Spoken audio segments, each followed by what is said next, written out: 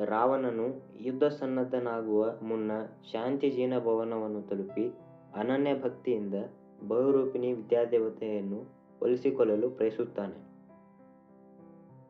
ರಾವಣನು ಪೂಜಾ ಮಗ್ನನಾಗುವ ಸಂದರ್ಭದಿಂದ ಪ್ರಸ್ತುತ ಪದ್ಯ ಆರಂಭವಾಗುತ್ತದೆ.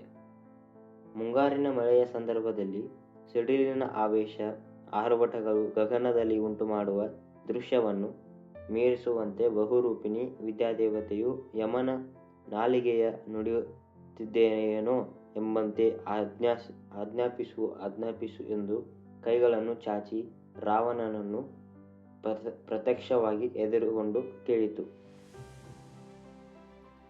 ಹಾಗೆ ರಾವಣನ ಎದುರು ಪ್ರತ್ಯಕ್ಷಳಾದ ವಿದ್ಯಾದೇವತೆಯು ತಾನು ಯುದ್ಧದಲ್ಲಿ ಚಕ್ರಧಾರನಾದ ಲಕ್ಷ್ಮಣನನ್ನು, ಚರ್ಮದೇಹಧಾರಿಯಾದ ರಾಮನನ್ನು ಬಿಟ್ಟು ಉಳಿದವರನ್ನು ನಾಶಗೊಳಿಸುತ್ತೇನೆ ಎಂದು ಹೇಳಲು, ರಾವಣನು ರಾಮಲಕ್ಷ್ಮಣರನ್ನು ಬಿಟ್ಟು ಉಳಿದವರನ್ನು ನಾಶ ಮಾಡುವುದರಿಂದ ಏನು ಪ್ರಯೋಜನ ಎಂದು ಅಸಮಾಧಾನದಿಂದ ನುಡಿದು ದೇವತೆಗೆ ನಮಸ್ಕರಿಸಿ ಶಾಂತಿಜೀನ ಭವನವನ್ನು 3 ಬಾರಿ ಪ್ರದಕ್ಷಿಣೆ ಮಾಡಿ ಹೊರ ನಡೆದ ಬರುವಷ್ಟರಲ್ಲಿ ಅಂಗದಾದಿಗಳು ರಾವಣನ ಅರಮನೆಯಿಂದ ಹೊರಬಂದು ತಮ್ಮ ಬಿಡುಗಳನ್ನು ಪ್ರವೇಶಿಸುತ್ತಾರೆ.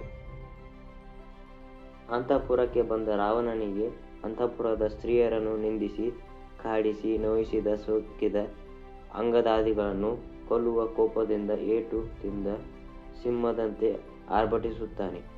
ಸಿಟ್ಟಿನಿಂದ ಕೆಂಪಾದ ಕಣ್ಣುಗಳಿಂದ ನೋಡುತ್ತಿರಲು ರಾವಣನಿಗೆ ಕಾಣಿಸಿದ್ದು ಮುಖ ಬಾಡಿ ನಿಂತಿರುವ ಮಯತನುಜೆಯಾದ ಮಂಡೋದರಿ ಕಾಣುತ್ತಾಳೆ. ರಾಮನನ್ನು ಅಂತಃಪುರದ ಸ್ತ್ರೀಯರನ್ನು ಕುರಿತು ಸಮಸ್ತ ಅಂತಃಪುರವನ್ನು ನೋಡಿ, ನಿಮಗೆ ಇಷ್ಟು ನೋವನ್ನು ಉಂಟು ಅವಮಾನವನ್ನು ಮಾಡಿದ ಅಂಗದಾದಿಗಳನ್ನು ಸೆರೆ ಹಿಡಿದು ತಂದು ನಿಮ್ಮ ಮುಂದೆ ಬಹು ವಿಧವಾಗಿ ಅವಮಾನಿಸುತ್ತೇನೆ ಎಂದು ಸಮಾಧಾನದ ಮಾತುಗಳನ್ನು ಮಂಡೋದರಿಗೆ ಹಾಗೂ ಅಂತಃಪುರದ ಸ್ತ್ರೀಯರಿಗೂ ಹೇಳಿ ಶಾಂತಿಜೀನ ಭವನದಲ್ಲಿ ಮಹಾಪೂಜೆಯನ್ನು ಮಾಡಿಸಿ ನಂತರ ನಿಯಮಾನುಸಾರವಾಗಿ ಅಮೃತಾಹಾರವನ್ನು ಸೇವಿಸಿದನು. ಆನಂತರ ಬಹುರೂಪಿಣಿ ವಿದ್ಯೆಯ ಪ್ರಭಾವವನ್ನು ಪರೀಕ್ಷೆ ಮಾಡಿ ನೋಡಿಕೊಂಡು ಸಂತಸ ತುಂಬಿದ ಹೃದಯದನಾಗಿ ಬಿಗಿದನು. ರಾವಣನ ಆತ್ಮಾಭಿಮಾನದಿಂದ ತನಗೆ ಇನ್ನು ನನಗೆ ಸಮನಾದವರು 3 ಲೋಕಗಳಲ್ಲಿಯೂ ಯಾರೂ ಇಲ್ಲ, ಯುದ್ಧದಲ್ಲಿ ನನ್ನನ್ನು ಎದುರಿಸಿ ನಿಲ್ಲಬಲ್ಲವರು ಯಾರಿದ್ದಾರೆ ಎಂದು ಹೆಮ್ಮೆಯಿಂದ ತನ್ನ ಭುಜದಂಡಗಳನ್ನು ನೋಡಿಕೊಳ್ಳುತ್ತಾ ಸೀತೆಯ ಕಮಲದಂತಹ ಮುಖವನ್ನು ನೋಡುವ ಅತಿಯಾಸೆಯಿಂದ ಕಾತರನಾಗಿ ರಾವಣನು ಹೂಬಾಣಗಳಿಲ್ಲದ ಮನ್ಮಥನಂತೆ ಪ್ರಮದವನಕ್ಕೆ ಬಂದನು. ರಾವಣನು ಹಾಗೆ ಭರದಿಂದ ಬರುವ ಪೌರುಷದ ಬೆಡಗನ್ನು ಅಲ್ಲಿದ್ದ ರಾಕ್ಷಸ ಸ್ತ್ರೀಯರು ಸೀತಾದೇವಿಗೆ ತೋರಿಸುತ್ತಾರೆ. ರಾವಣನ ರೂಪವು ಸೀತೆಗೆ ತೃಣಕ್ಕೆ ಸಮಾನವೆನಿಸಿತು. ಹೀಗಾಗಿ ಕವಿಯು ಪತಿಭಕ್ತಿಯಲ್ಲಿ ಸೀತೆಗೆ ಸರಿಸಮನರಾದವರು ಸ್ತ್ರೀಯರು ಯಾರಿದ್ದಾರೆ, ಅವಳಂತೆ ಸದ್ಭಾವಗಳನ್ನು ಒಳಗೊಂಡಿರುವ ಪುಣ್ಯವತಿಯರಾದ ಸತಿಯರು ಯಾರಿದ್ದಾರೆ ಎಂದು ರಾವಣನ ರೂಪವನ್ನು ತೃಣವಾಗಿ ಕಂಡು ಸೀತೆಯ ಗುಣಮಹಿಮೆಯನ್ನು ಕವಿ ಹೊಗಳಿದ್ದಾನೆ. ರಾವಣನ ಆಗಮನದಿಂದ ತಲ್ಲಣಗೊಳ್ಳುತ್ತಾ ಸೀತೆಯು ರಾಮ ಲಕ್ಷ್ಮಣರಿಗೆ ಸಂಬಂಧಿಸಿದ ಯಾವ ಕೆಟ್ಟ ವಾರ್ತೆಯನ್ನು ಇವನಿಂದ ತಾನು ಕೇಳಬೇಕಾದೀತೋ ಎಂದು ತಾವರೆಯಂತಹ ಮುಖವುಳ್ಳ ಆಕೆ ದಶಾನನ ಬರುವಿಕೆಯಿಂದ ತಲ್ಲಣಗೊಂಡಳು. ಹಾಗೆ ತಲ್ಲಣಿಸುತ್ತಿರುವ ಮಾನವತಿ ಸೀತೆಯ ಹತ್ತಿರ ಬಂದ ರಾವಣನು, ನನಗೆ ಬಹುರೂಪಿಣಿ ವಿದ್ಯೆಯು ಸಾಧಿತವಾಗಿದೆ, ಇನ್ನು ನನಗೆ ಅಸಾಧ್ಯವಾಗುವಂತಹ ಶತ್ರುಪಕ್ಷವೆಂಬುದಿಲ್ಲ. ನಿನ್ನ ನೆಚ್ಚಿನ ರಾಮನ ಗೊಡವೆ ಬಿಟ್ಟು ನನ್ನನ್ನು ಒಪ್ಪಿಕೊಂಡು ಸಾಮ್ರಾಜ್ಯ ಸುಖವನ್ನು ಅನುಭವಿಸು ಎಂದು ನುಡಿವನು. ಸೀತೆಯು ದುಃಖಭರಿತ ಮನಸ್ಸಿನವಳಾಗುತ್ತಾಳೆ.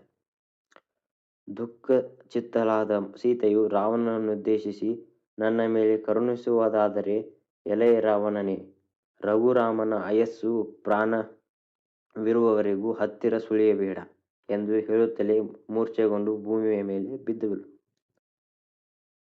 ಮೂರ್ಛಿತಳಾದ ಸೀತೆಯನ್ನು ಕಂಡ ರಾವಣನಿಗೆ ಅವಳ ಮೇಲೆ ಅನುಕಂಪ ಹುಟ್ಟಿತು. ಕರುಣೆಯ ಹೃದಯದವನಾದ ರಾವಣನು ತನ್ನನ್ನು ತಾನೇ ನಿಂದಿಸಿಕೊಳ್ಳುತ್ತಾ ಕರ್ಮಾಧೀನತೆಯ ಫಲವಾಗಿ ಸಂಭವಿಸಿದ ಕೆಟ್ಟ ಪಾಪದ ಪರಿಣಾಮಗಳನ್ನು ನೆನೆದು ದುಃಖಿಸಿದನು. ಸೀತೆಯ ಬಗ್ಗೆ ರಾವಣ ಮನಸ್ಸು ಕದಡಿಕೊಳ್ಳದಂತಾಗಿ, ಅವಳ ಬಗ್ಗೆ ಮೋಹ ದೂರಾಗಿ ಕರುಣೆ ಅನುಕಂಪಗಳು ಉದಯಿಸಿದಾಗ ಕದಡಿದ ನೀರು ತನಗೆ ತಾನೇ ತಿಳಿಯಾಗುವಂತೆ ರಾವಣನ ಮನಸ್ಸು ತಿಳಿಯಾಯಿತು. ಸೀತೆಯ ಬಗ್ಗೆ ವೈರಾಗ್ಯ ಹುಟ್ಟಿತು. ಉದಾತ್ತರಾದವರಲ್ಲಿ ಮಾತ್ರ ನಿರ್ಮಲವಾದ ನೀಲಾಕಾಶದಂತಹ ವಿಶಾಲ ಮನಸ್ಸು ಹುಟ್ಟುವಂತೆ ರಾವಣನಲ್ಲಿ ಸ್ಥಿರವಾದ ನಿಷ್ಕಳಂಕ ಪ್ರೀತಿ ಹುಟ್ಟಿತು ಎಂದು ಕವಿ ರಾವಣನ ಉದಾತ್ತ ಗುಣವನ್ನು ಕೊಂಡಿದ್ದಾನೆ. ರಾವಣನು ಸೀತಾ ವ್ಯಾಮೋಹದಿಂದ ಬಿಡುಗಡೆಗೊಂಡ ರೀತಿಯನ್ನು ಕವಿ ವರ್ಣನಾತೀತವಾಗಿ ವಿವರಿಸುತ್ತಿದ್ದಾನೆ. ಸೂರ್ಯನು ತನಗೆ ಅಂಟಿಕೊಂಡು ಸಂಜೆಯ ಅನುರಾಗದ ಕತ್ತಲನ್ನು ಬಿಡಿಸಿಕೊಳ್ಳುವುದಿಲ್ಲವೇ, ಹಾಗೆಯೇ ಉತ್ತಮನಾದವನು ಮನದಾಸೆಯಿಂದ ಒಮ್ಮೊಮ್ಮೆ ಕೆಟ್ಟದ್ದೆನಿಸಿದ್ದನ್ನು ಮಾಡಿದರೂ ಉತ್ತಮ ಆಚರಣೆಯಿಂದ ಅದನ್ನು ಕಳೆದುಕೊಳ್ಳುವುದಿಲ್ಲವೇ, ಹಾಗೆ ರಾವಣನು ಸೀತಾ ವ್ಯಾಮೋಹದ ಕಳಂಕದಿಂದ ಕಳಚಿಕೊಂಡು. ಸೀತೆಯ ಬಗ್ಗೆ ರಾವಣನು ತನ್ನ ಆಪ್ತವರ್ಗಕ್ಕೆ ಸೀತೆಯು ತನ್ನ ಗುಣ ಪರಿಪಾಲಿಸಲು ನನ್ನ ಮೇಲೆ ಮನಸ್ಸು ತೋರಲಿಲ್ಲ, ನನ್ನ ದಿವ್ಯವಾದ ಉಡುಗೆ ತೊಡುಗೆ ಬಣ್ಣಗಳನ್ನು ಒಪ್ಪದೆ ವಿದ್ಯಾಧರ ರಾಜ್ಯ ಲಕ್ಷ್ಮಿಯನ್ನು ಹುಲ್ಲುಕಡ್ಡಿಗೆ ಸಮನಾಗಿ ಭಾವಿಸಿದಳು. ತನ್ನ ಪತಿಯ ಪೌರುಷದ ಬಗೆಗೆ ನಿಶ್ಚಲ ಪ್ರೀತಿಯಿರುವ ಈ ಸತಿಯನ್ನು ಆಪೇಕ್ಷಿಸುತ್ತೇನೆಯೇ, ಹಾಗೆ ಮಾಡಿದರೆ ಅದು ನನ್ನ ಗುಣಹಾನಿಯಾಗುತ್ತದೆ, ಪಾಪಗೈದಂತಾಗುತ್ತದೆ. ಪರಿವಾರಕ್ಕೆ ಹೇಳುತ್ತಾನೆ. ರಾವಣನು ಪಶ್ಚಾತ್ತಾಪದಿಂದ ಮರುಗುವುದನ್ನು ಕವಿ ಈ ಪದ್ಯದಲ್ಲಿ ವಿವರಿಸಿದ್ದಾನೆ. ಪ್ರಾಣ ಪ್ರಿಯರಾದ ರಾಮಸೀತೆಯರನ್ನು ಕಾರಣವಿಲ್ಲದೆ ಕರ್ಮವಶದ ನೆಪದಿಂದ ಕಾಮೋಹಿತನಾದ ನಾನು ಅಗಲಿಸಿದೆ, ಅವಿವೇಕಿಯಾದೆ. ನನ್ನ ಈ ಕಾರ್ಯದಿಂದ ನನ್ನ ಕುಲದ ಹಿರಿಮೆ ಅಳಿಯಿತು ಎಂದು ರಾವಣನು ಪರಿತಪಿಸಿದನು. ಇಲ್ಲಿಯೂ ರಾವಣನ ಪಶ್ಚಾತ್ತಾಪದ ನುಡಿಗಳು ಮುಂದುವರೆದಿವೆ. ರಾಮನಿಂದ ಅಗಲಿಸಿ ಸೀತೆಯನ್ನು ತಂದು ನಾನು ಈ ಸ್ವಾಧಿಮನಿಗೆ ಎಷ್ಟು ದುಃಖಕ್ಕೀಡು ಮಾಡಿದೆ. ಕಾಮವ್ಯಾಮೋಹಕ್ಕೊಳಗಾಗಿ ಆಕೆಯ ಕಡೆಗೆ ಮುಖ ಮಾಡಿದವನಿಗೆ ಎಲ್ಲೆಲ್ಲೋ ಕೆಟ್ಟ ಗೆಲುವಿನ ಧ್ವನಿಯೇ ತುಂಬಿಕೊಂಡಿರುತ್ತದೆ. ಹಾಗೆಯೇ ನಾನು ವರ್ತಿಸಿದೆ ಎಂದು ಪಶ್ಚಾತ್ತಾಪದಿಂದ ಬೇಯುತ್ತಾನೆ. ವಿಭೀಷಣನು ತನಗೆ ಹಿತನುಡಿಗಳನ್ನು ನುಡಿದರೂ ಕೇಳಲಿಲ್ಲ. ವಿನಯವಂತನಾದ ಅವನನ್ನು ಗದರಿ ದೂರು ಮಾಡಿಕೊಂಡೆನು. ನಾನು ದುರ್ವ್ಯಸನಿಯ ಸರಿ ಎಂದು ರಾವಣನು ದುಃಖಿಸುತ್ತಾನೆ. ವ್ಯಸನಿಯಾದವನು ಇತರರು ಹೇಳುವ ಹಿತಾಹಿತಗಳನ್ನು ಬಗ್ಗೆ ಚಿಂತಿಸುವುದಿಲ್ಲ. ತಾನು ಕೂಡ ಇದೇ ರೀತಿ ನಡೆದುಕೊಂಡಿದ್ದೇನೆಂದು ರಾವಣನು ಮರುಗುತ್ತಾನೆ. ತನ್ನ ಮೂಗಿನ ನೇರಕ್ಕೆ ಯೋಚಿಸುತ್ತಾನೆ. ತಪ್ಪಿನ ಅರಿವಾದ ರಾವಣನು ತನಗೆ ತಾನೇ ಮನಸ್ಸಿನಲ್ಲಿ ಆಡಿದ ನುಡಿಗಳಿವು. ಕಾಮಾಸಕ್ತನಾದವನಿಗೆ ಲೋಕವೇ ಕಾಣಿಸದು, ಉಚಿತಾನುಚಿತ ವಿವೇಕ ಮಾಯವಾಗಿರುತ್ತದೆ. ಯಶಸ್ಸಿನ ಅಳಿವನ್ನು, ಸೋಲಿನ ಕಳಂಕವನ್ನು, ಮನಸ್ಸಿನ ಕೇಡನ್ನು, ಔನ್ನತ್ಯದ ನಾಶವನ್ನಾಗಲಿ, ಬೇರೆ ಜನ್ಮಗಳಿಂದ ಲಭಿಸಿದ ಸದ್ಗತಿಗಳ ನಾಶವನ್ನು ಸಜ್ಜನರು ದೂರಗುತ್ತಾರೆಂಬ ಚಿಂತೆಯನ್ನು, ಜನರಿಂದ ಅಪವಾದಕ್ಕೊಳಗಾಗುವ ಚಿಂತೆಯನ್ನು ವ್ಯಸನಿಗಳಾದವರು, ವಿಷಯ ಸುಖಗಳಲ್ಲಿ ಮೈಮರೆತಿರುವವರು, ಮೋಹದಿಂದ ಮದಿಸಿದವರು ಯಾರೇ ಆಗಲಿ ಯೋಚಿಸುವುದೇ ಇಲ್ಲ ಎಂದು ರಾವಣನು ಚಿಂತಿಸಿದನು.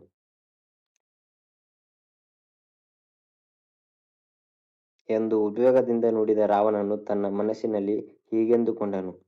ಅಂತಿಮವಾಗಿ ಸೀತೆಯನ್ನು ರಾಮನಿಗೊಪ್ಪಿಸುವ ನಿರ್ಧಾರಕ್ಕೆ ರಾವಣನು ಬರುವುದನ್ನು ಇಲ್ಲಿ ಗಮನಿಸಬಹುದು. ಆದರೆ ತಕ್ಷಣ ಅವಳನ್ನು ಒಪ್ಪಿಸುವ ಬದಲಿಗೆ ಆತ ನಿಲ್ಲದೆ ಈಗಲೇ ಸೀತೆಯನ್ನು ಕರೆದೊಯ್ದು ರಾಮನಿಗೊಪ್ಪಿಸಿದರೆ ಇದುವರೆಗೆ ತಾನು ತೋರಿದ ಪರಾಕ್ರಮ, ಕಡು ಸಾಮರ್ಥ್ಯ, ವೀರಬಿರುದುಗಳು ವ್ಯರ್ಥವಾಗುತ್ತವೆ. ಹಾಗಂತದಿದ್ದರೂ ಎರಡು ಕಡೆಯ ಸೈನ್ಯ ನನ್ನ ಬಾಹುಬಲದ ಪರಾಕ್ರಮವನ್ನು ಕಂಡು ಹೊಗಳುವಂತೆ ಯುದ್ಧ ಮಾಡಿ ರಾಮಲಕ್ಷ್ಮಣರನ್ನು ರಥಹೀನರನ್ನಾಗಿ ಮಾಡಿ ಸೆರೆಹಿಡಿದು ರಣರಂಗದಲ್ಲಿ ನಿಲ್ಲಿಸಿ ಅಲ್ಲಿ ಸೀತೆಯನ್ನು ಅವರಿಗೆ ಒಪ್ಪಿಸುತ್ತೇನೆ ಎಂದು ಯೋಚಿಸುತ್ತೇನೆ ಎಂದು ನಿರ್ಧರಿಸಿದ ರಾವಣನು ತನ್ನ ಅರಮನೆಗೆ